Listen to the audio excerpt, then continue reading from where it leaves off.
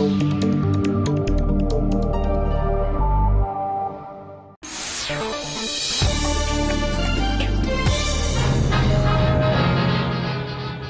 at this car, it's hard to believe it was built in 1936.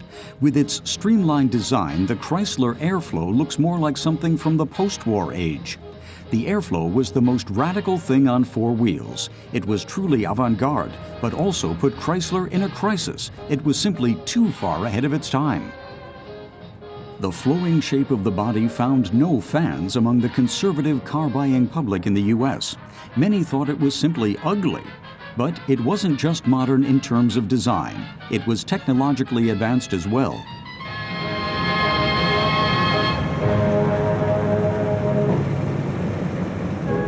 The rounded shape of the front was strange for its time, but with unusually placed headlamps, it also had outstanding aerodynamics.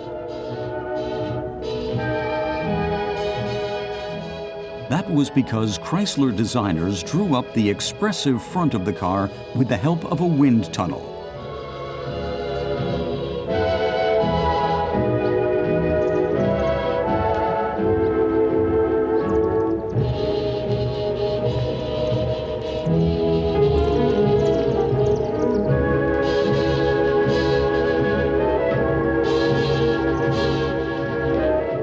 This 36 Airflow was from the second series.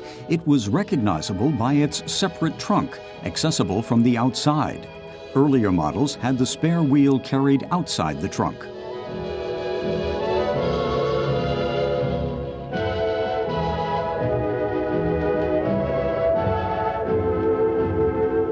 The covered rear wheels were a trend at the time, and not only built by Chrysler. The windows could be opened using a lever, and the windscreen windows were equally easy to use as well. But despite the name, there was no air conditioning.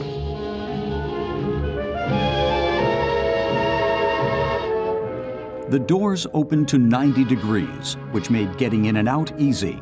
Thanks to the extra long wheelbase, there was plenty of legroom for the 6 passengers. The ashtray is a work of art in itself.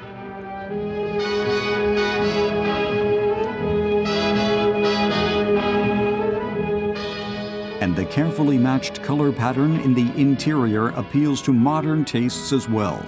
This car marked the end of 1920s-style coachwork once and for all, and started the era of modern automobile design.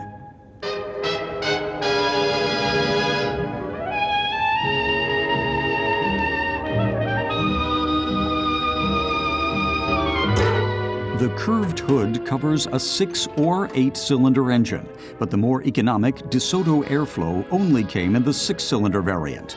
The 8-cylinder version came with engine displacements between 4.9 and 6.3 liters, producing between 122 and 150 horsepower. The carbureted engine is surprisingly quiet.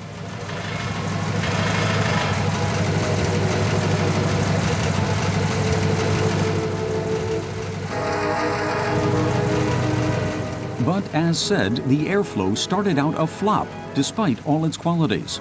The founder of the firm, Walter P. Chrysler, second from the left, had numerous advertisements filmed in a bid to win over customers. This wire model was intended to demonstrate the extreme strength and stiffness of the body. They call this the strongest motor car in the world. And believe me, this chap is going to find out. Strapped in his seat, he's going to deliberately turn the car over while traveling at high speed just to see what happens. Personally, I haven't that much curiosity. Here he comes. Now let's try it once more. A final burst of speed.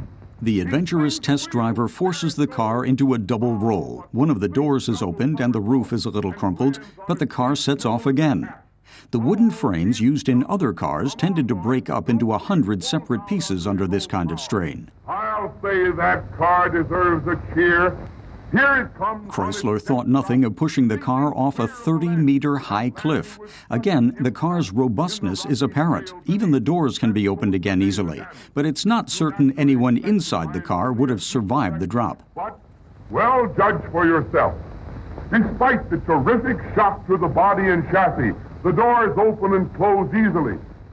The Airflow was practically indestructible. That, at least, was the image the advertisers tried to promote. But the Airflow marked the change to self-supporting bodywork, which in turn paved the way for greater passive safety. And this Airflow set off after the crash as if nothing had happened.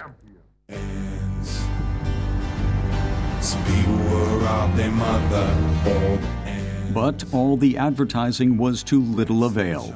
The Airflow remained a flop. In 3 years, Chrysler built just 20,000. But it's hard for anyone who's driven an Airflow to figure out why it failed, especially with features like the automatic overdrive, activated by pulling a knob. It cuts down noise and consumption.